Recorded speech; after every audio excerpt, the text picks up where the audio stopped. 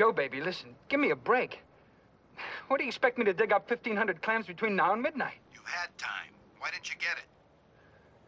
Well, I tried. I tried every place. So you didn't try hard enough. Look, Joe, give me a week. I'll make it good in a week. You've had a week.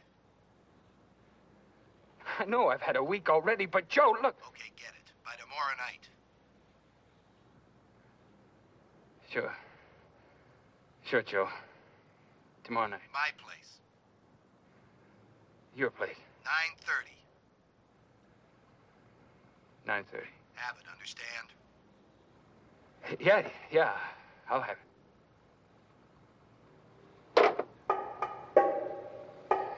Somehow.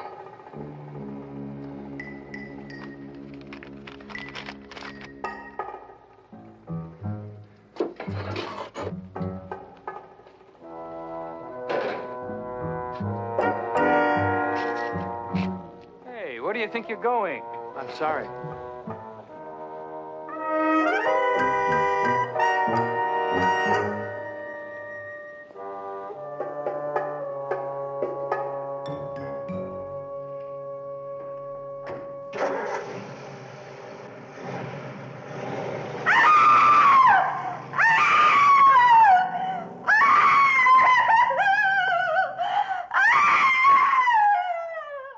A compulsive killer of women stalks a town. This man has seen the killer. He doesn't know it yet, but as sure as my name is Boris Karloff, he will meet the killer again and will recognize him. You or I would turn him in, but this man uses the murderer for a most bizarre purpose. Knock 312. That's the name of our story. And our principal players are Mr. Joe Maross, Miss Beverly Garland, Mr. Charles Aidman, and Mr. Warren Oates. Knock 312. That friendly knock will cause a lovely woman to open a door with terrifying consequences. Let me warn you, ladies, if you hear that knock in the next hour, do not open your door. Just sit there and enjoy the tingling suspense of this thriller.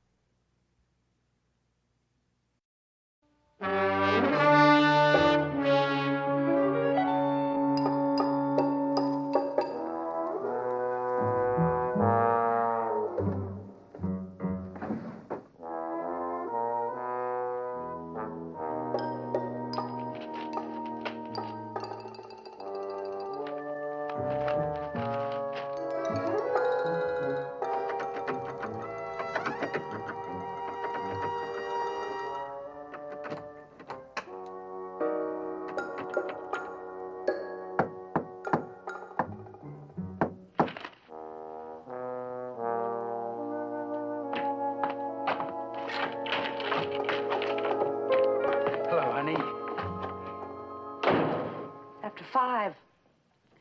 Where have you been? All last night, all today? I've got to talk to you, Ruthie.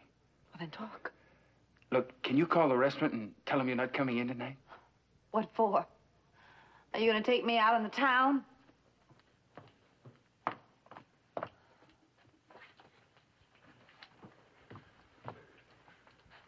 Ruthie, all last night and all the day, I've been trying to get that money. You've got to help me out, Ruthie. I told you, Ray, over and over, I can't. You mean you won't? You've got that savings account of yours, $4,000. Yes, that's right. I've got it right here. That's my money, Ray. I worked hard for it for years. Now, you're not going to get any of it, not anymore. Well, am I your husband or what? I don't know. You tell me. Night after night, one bar to another, you're never home. I'm a liquor salesman. How do you expect me to sell liquor if I don't go into bars? Is that why you owe those men $1,500 because you sell? Oh, no. But you're gambling. In the back room of those bars. The poker, the horse races, the dice, night after night after night.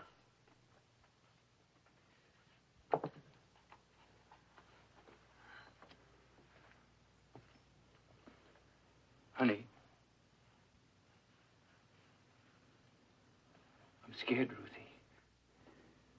You don't know these guys, Joey Bedell and the others. If I don't pay up by tonight, 9:30, well, it might be kind of rough. Oh, Ray.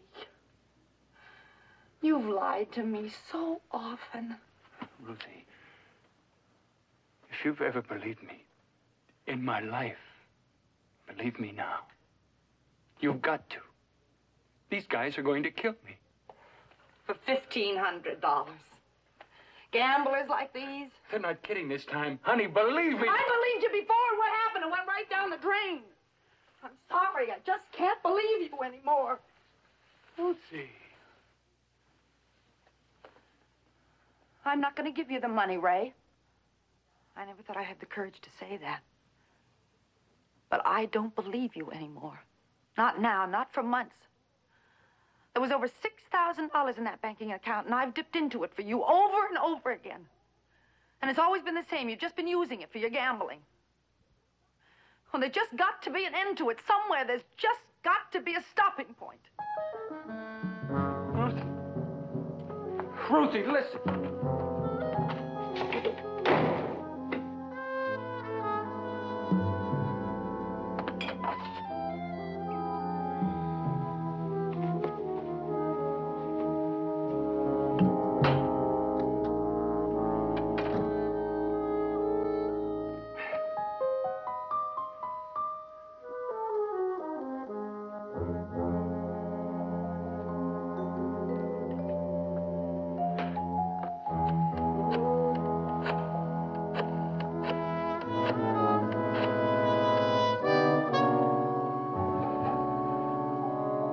Hello, is Tom Keeley there?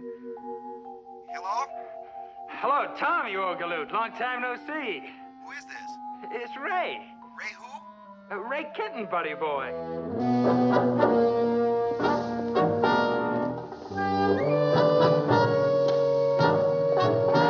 Benny! Oh. Benny, you scared me. What are you doing here? Well, I had to wait for you, Mrs. Kenton, but I didn't want anybody to see me. You had to wait for me. What for, Benny? The police. You got to take me to them. Oh, Benny. You got to take me to them, Mrs. Kenton. Is it because of the newspapers today? You got to turn me in. You got to tell them who I really am. If you tell them, they'll believe you. Come on, Benny, let's go over here and sit down. Oh, business is great. But they're a couple of days late, and I was wondering if you could see your way clear to, How much do you need? 1,500. Oh, I can't make it to the bank by 3. Yeah, but this is Friday. The banks are open till 6. Look, Ray, I can't. You understand. Yeah. Sure. I hope you don't mind. Well, no, of course not. No problem. I just thought I'd take a little pressure off the old valve, you know? You understand, of course. I hope you don't mind. No problem. Give my love to Julie. And the lousy, rotten kids. Benny, listen, every time this has happened, you try to turn yourself in, and it's never you. It's like somebody trying to punish themselves for something they didn't do. But I did. 4 women. The newspapers said the woman had dark hair under her fingernails. There's been 4 women, and each one of them has been attacked at night, right? Now, what time do you get to your newsstand at night? 6? And what time do you leave? 2? Well, you see, I know that, the police know it, Mr. Kenton knows it, and 100 other men who buy their newspapers from you. Every time one of these killings have happened, Benny, you've been at your newsstand. Have you talked to Dr. Masterson lately? Why not? You won't believe that I'm the one that did it. I don't think he likes me. You like me, Benny? Oh, yeah. I wouldn't let nothing happen to you, Mrs. Kenton.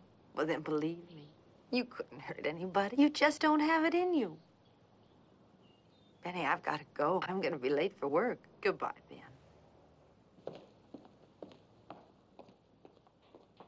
Hiya, Ruthie. A little early. in.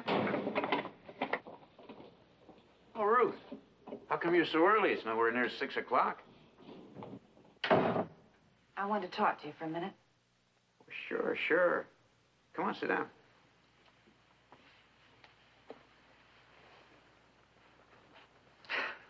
It's Ray. Same trouble? Money?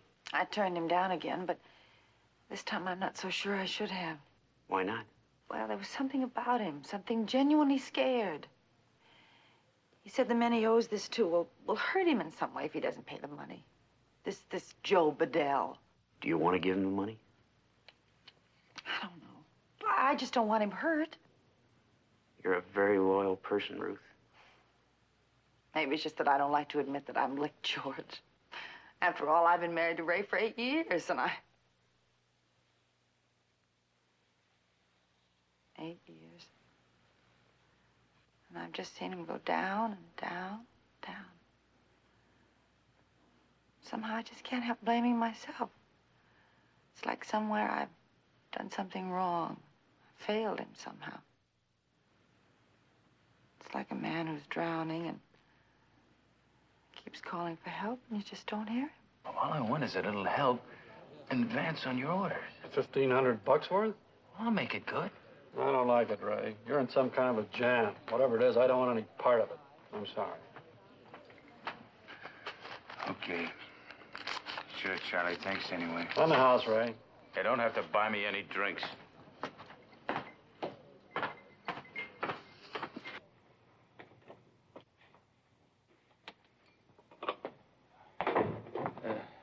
Excuse me, miss. Would you mind telling Ruth Kenton to step outside a minute, please? I'm her husband. Oh, sure. Thank you.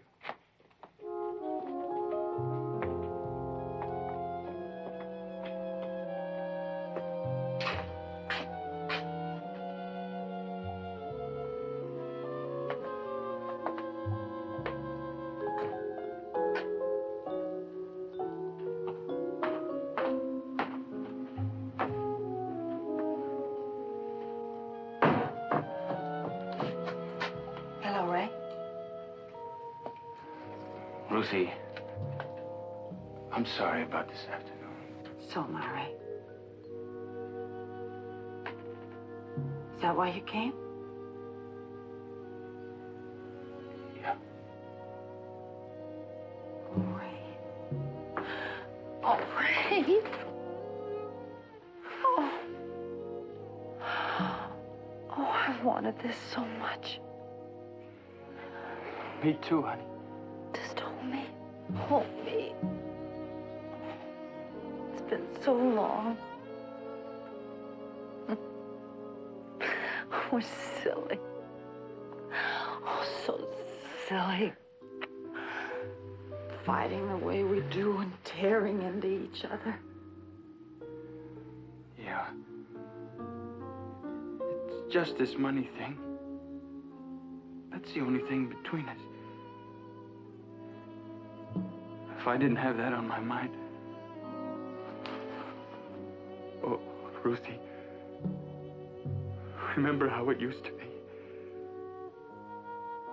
If it weren't for this one thing, it could be like that again. I promise. Ray, tell me one thing. Just one thing. Do you love me? Why? Oh, wait a minute. I want you to think first. Think of this year and the last 2 years. Think of all the mean things I've said and done, and then tell me. Do you, Ray? I worship you. Oh.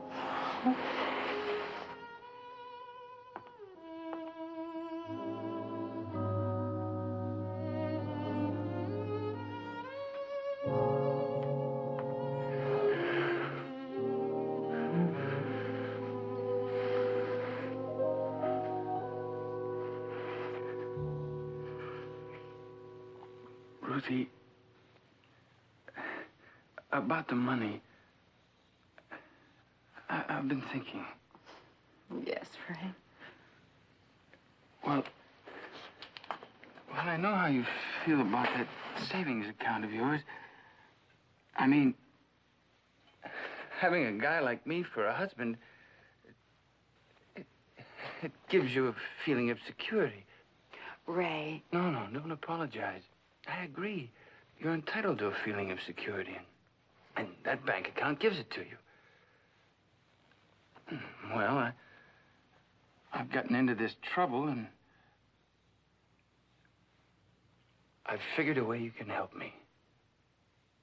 And at the same time, not touch a penny of your savings account. How's that, Ray? You can borrow the $1,500. Borrow it and pay it back a little at a time. Who am I going to borrow it from? George.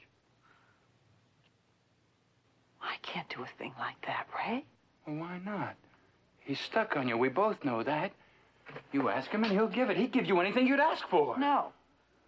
Now, I need it, Ruth. Those men will kill me. Look, I'm not going to give it to you now or ever from him. You've got to help me, Ruth. Look, you didn't come here to tell me you were sorry. You were just pretending, using me the way you always do. Now, let me go. You're going to help me, do you understand? Stop it. You're going to ask George.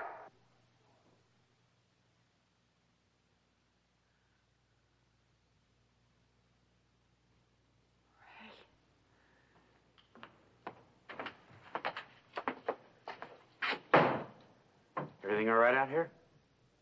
Yes. George, Ray just came to say goodbye. For good.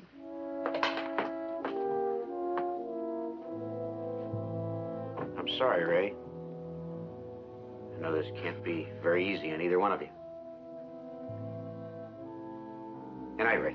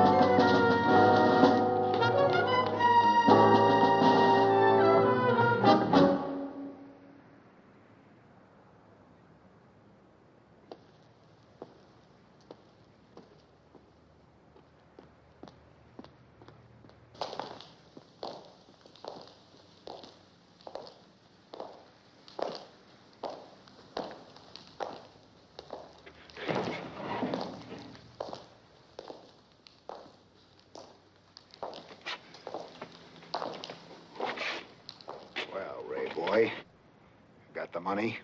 No. I tried. Look, first thing in the morning. Well, I'll tell you what we're gonna do, Ray boy. We're gonna give you till tomorrow night, okay? Thank you. But we're gonna have to have something in return. You owe us $3,000 now, Ray boy. Okay? Okay.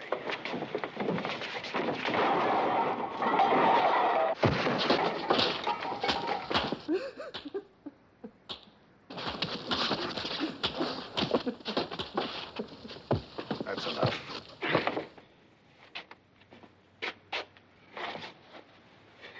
Now, that's just to make sure you have the money tomorrow night. You don't have the money tomorrow night, you're dead.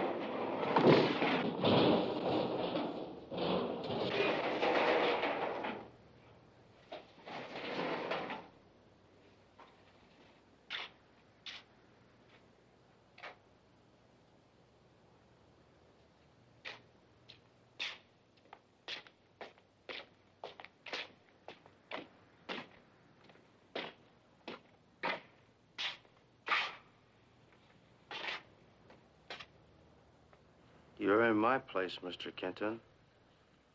I found you in an alley. Down there.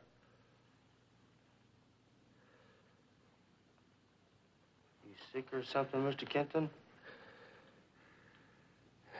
Yeah, Benny,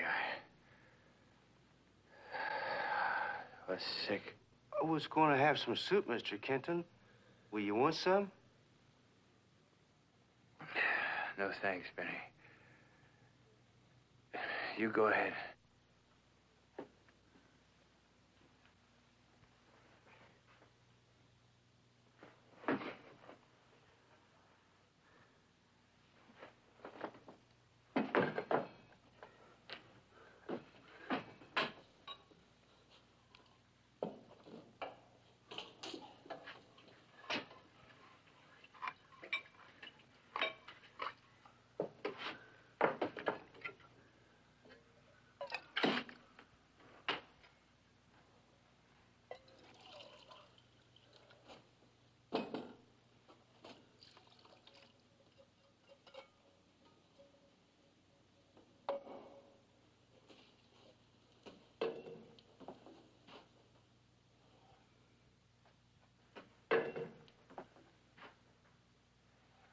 Benny,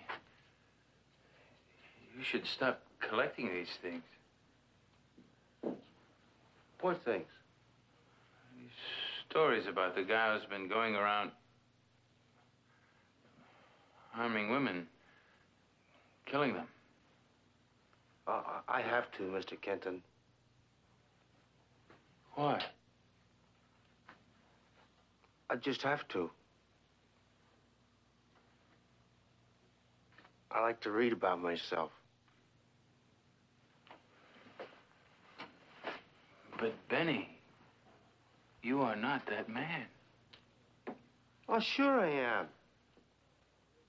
The only trouble is, I don't remember it when I'm doing it. It's only afterwards, when I read in the papers, that I know I've done it again.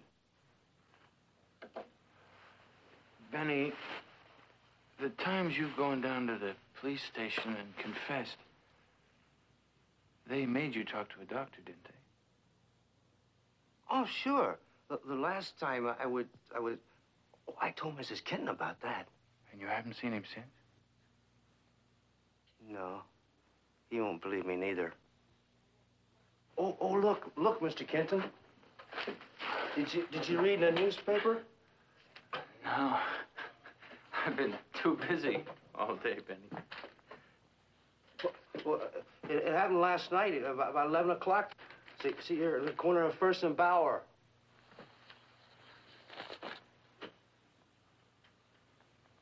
Boyer and First. Boyer. I was right there about 11. In a phone booth. That guy that bumped into me. Long hair. The woman had long hair under her fingernails. I got long hair, Mr. Kenton.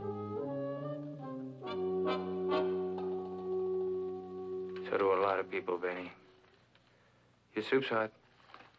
Oh. I guess I'd better be going, Benny. Thanks for the help. You sure you want to stay for some soup, Mr. Kenton? It's got pieces of chicken in it. No, thanks, Benny. Benny, if I were you, I think I'd go see that police doctor again. Good night, Benny. So long. Doctors. What do doctors know? Nothing.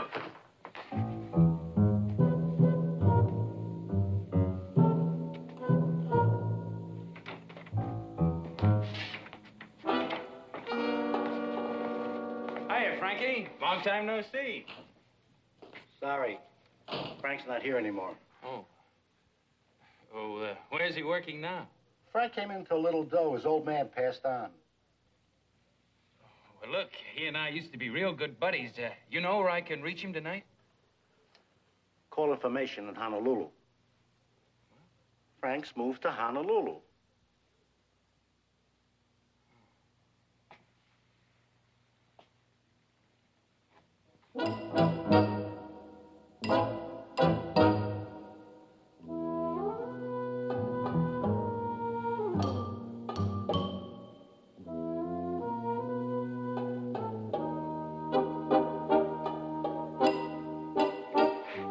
What'll it be, friend? Bottle of beer, please.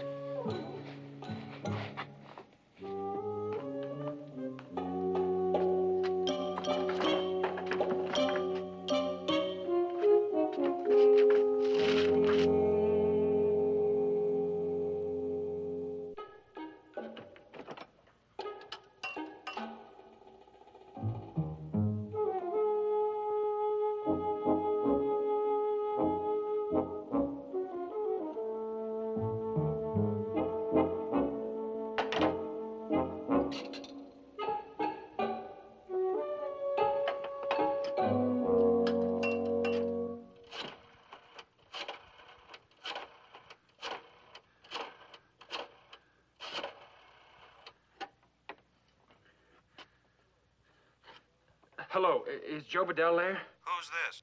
Ray Kenton. Joe here. Hello, Joey. Listen, this is Ray. Yeah? Look, Joe, about that money. What about it? Joe, you've got to believe me. I'm going to get the money, but it's going to take a few days.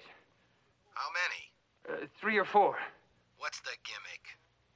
You've got to call off your boys. Is this another stall? Joe, believe me, I can guarantee it. It's a sure thing. From where? My wife's savings account. I heard that before. I'm going to get it, I tell you. All of it. Okay, 3 days. Thanks, Jody. You're a real pal.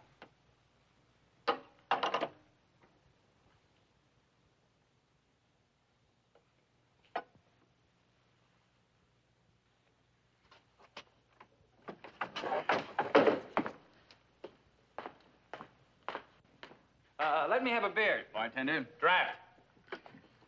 Hi. The name's Ray Kenton. I'm glad to meet you, sir. I can't stand drinking alone. Can't stand being alone, for that matter. I guess that's why I became a salesman, seeing people all the time.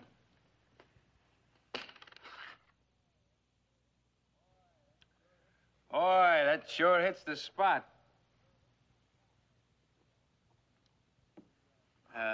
You do much traveling? I do. That's one of the nice things about my kind of work. You move around, you see the country. Like tonight, for instance, I'm meeting my boss in 45 minutes. Are you married?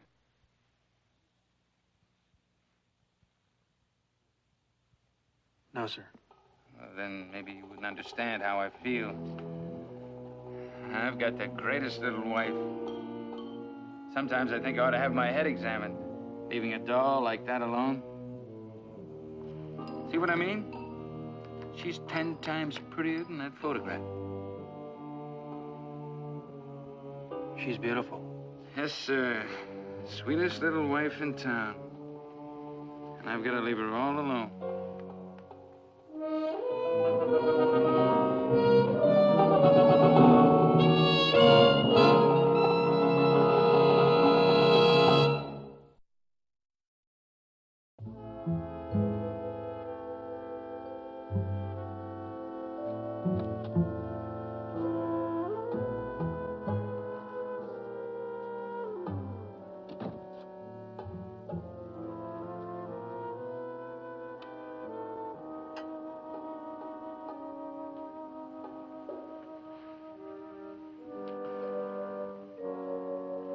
How you feeling?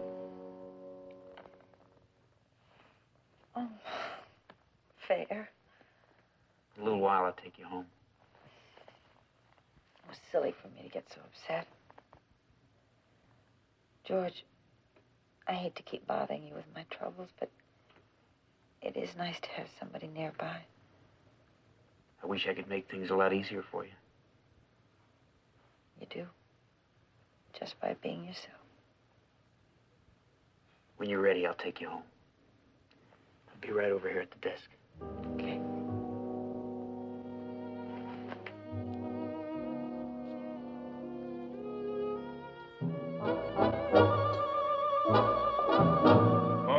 like that make a guy worry. I still don't feel easy leaving her, even though I've got this bolt that thick inside the front door. Oh, thanks. No? Pumps. You know, it's kind of clever, this signal we have. You see, when I come home unexpected, there's this signal we have, so Ruthie will know it's me and opens up.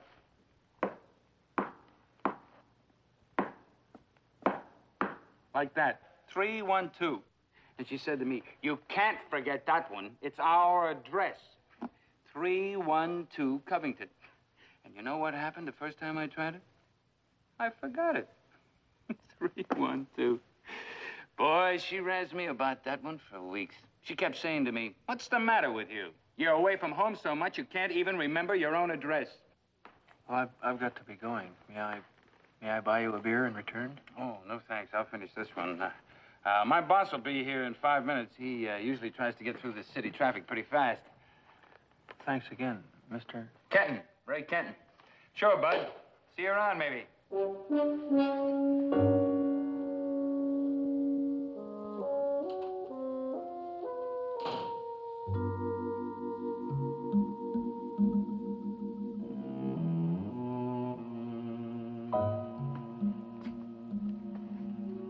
What's the matter, Bud? Anything wrong? Give me a double whiskey. Neat. On top of all that beer? Kind of puts a cap on the evening. Okay, but the evening's almost gone. And we close in a half hour. Oh? Yeah, we always close at midnight. But I thought you stayed open till 2, like all the other bars. In this neck of the woods?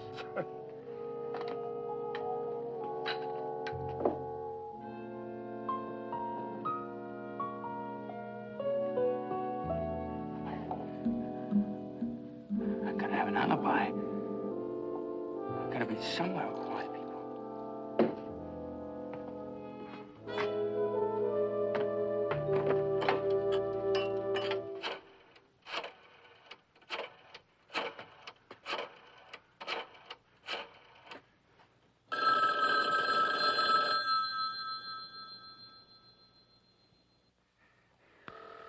Benny, come on, answer it.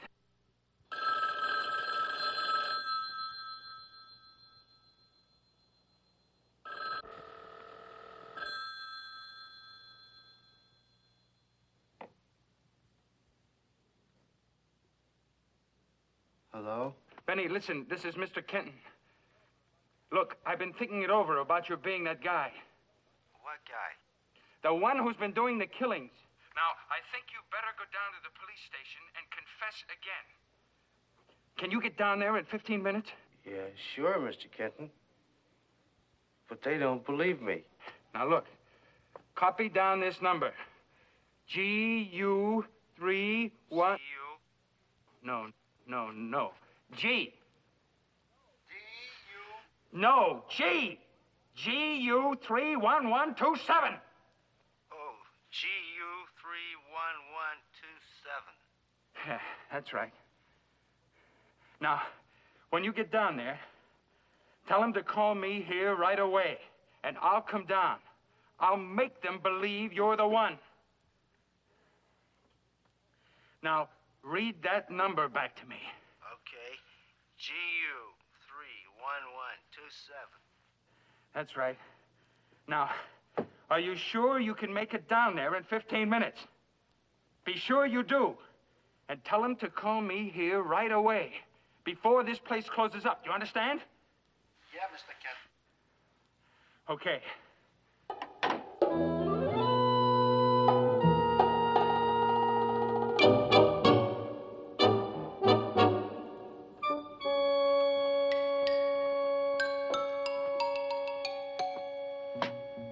Look, mister, are you sure you want that drink? Sure, why not? I don't know. Look at you. You're dripping wet.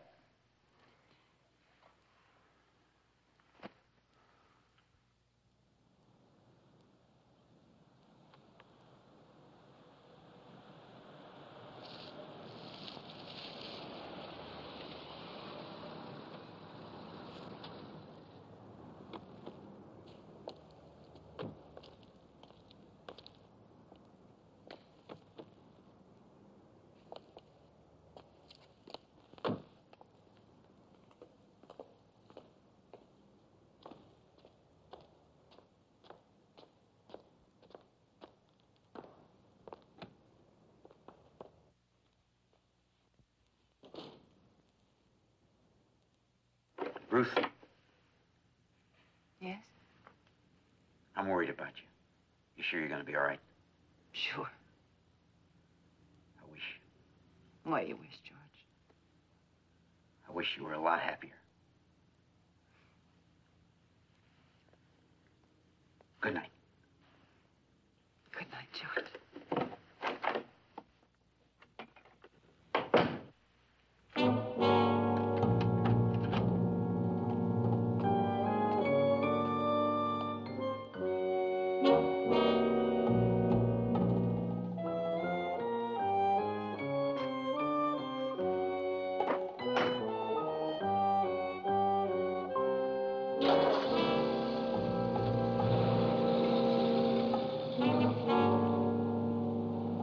Just one more.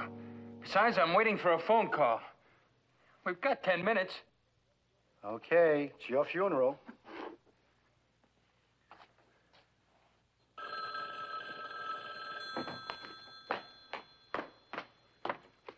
Hello? Ray Kenton, please. This is Ray Kenton. This is the police. Benny said to call you. Oh, well, I've been expecting your call. I knew Benny was coming down. Could you come down and verify this? Sure, I could come right down. I'm sorry to trouble you. No trouble at all. My wife and I are very fond of Benny.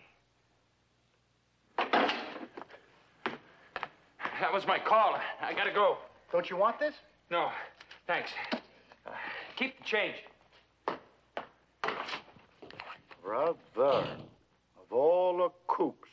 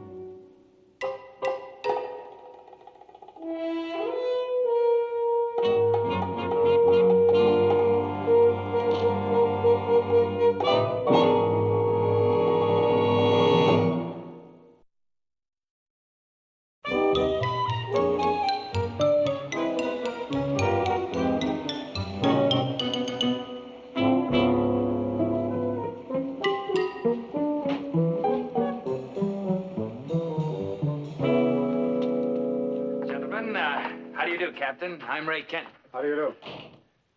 Hello, Benny. What's the matter? Up to your old tricks again? He's a great kidder. Aren't you, Benny? They won't believe me, Mr. Kenton. They won't, Benny? No. You said you could prove it to them. Mr. Kenton, he's a friend of mine. Aren't you, Mr. Kenton? Mr. Kenton, go ahead and tell him. Go on, tell him how I did it last night. Go ahead. Well, why don't you tell him, Benny? Okay. Well, it was this house on Boyer Street. And I hid there in an alley in the dark there. What time was it, Benny?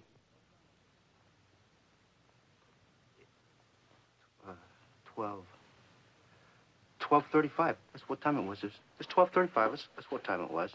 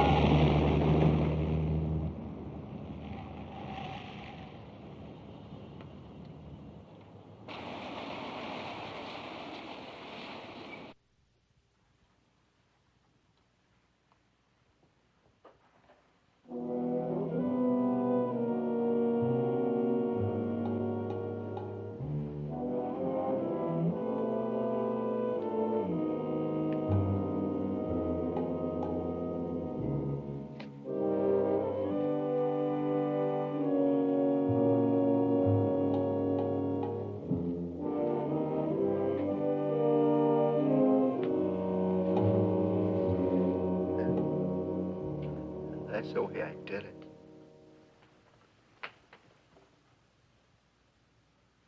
Now you got to punish me. You got to punish me. He's never been this bad before. He believes it. It was what I was afraid of.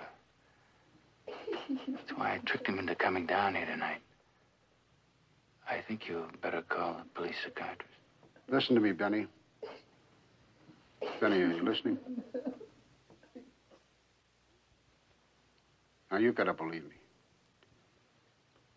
You're not the one. Not even if you think you are. That woman wasn't killed at 12:35. She was killed about 11 o'clock. She wasn't killed with a walking stick. Why the walking stick, Benny? Because. Because why? Because it was his. Whose? I don't know. I don't know.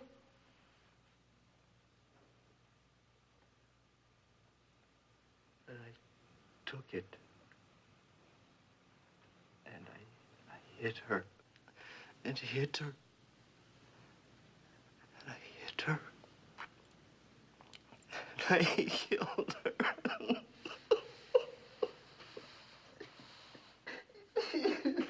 I think you're right. I'll call the doctor. I'll stay in here with Benny.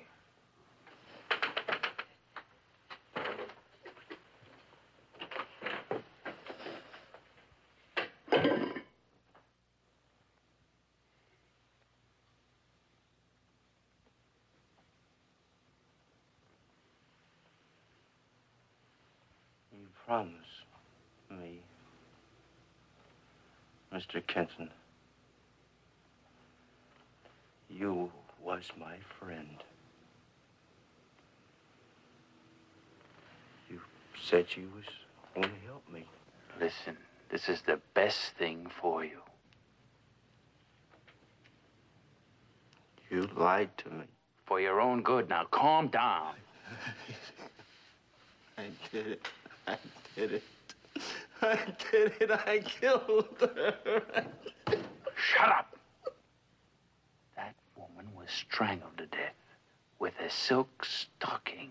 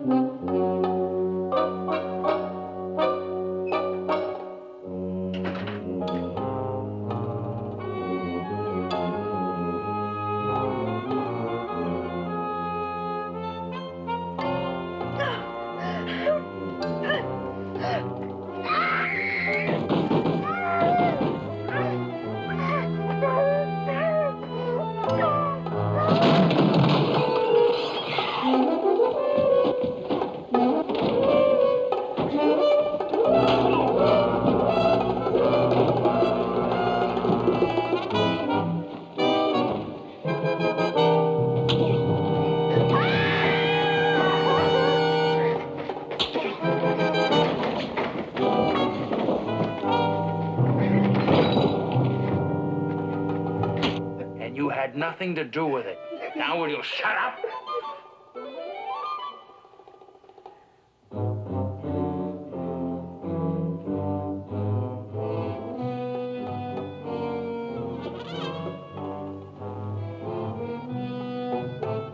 All right, Doctor.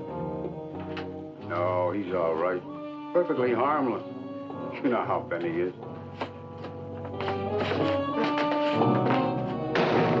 Right. Tracy? Yes, just a cap for you. Yeah? Yeah, speaking. You what?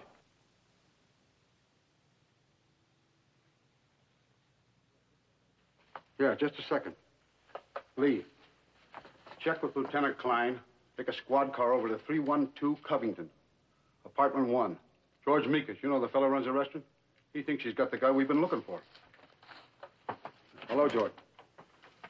Who is the woman? Mrs. Kenton. Well, we've got Kenton here now. No, just Benny again. Is she all right? Yeah. Sure. I'll tell him.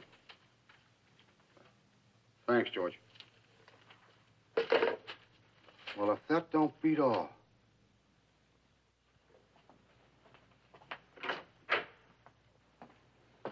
Mr. Kenton, I just got a call from your house. It's about your wife. Now, there's no need to be...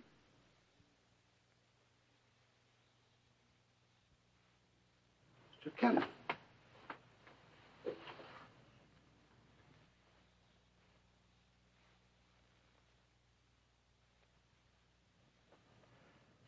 Now I bet you believe me.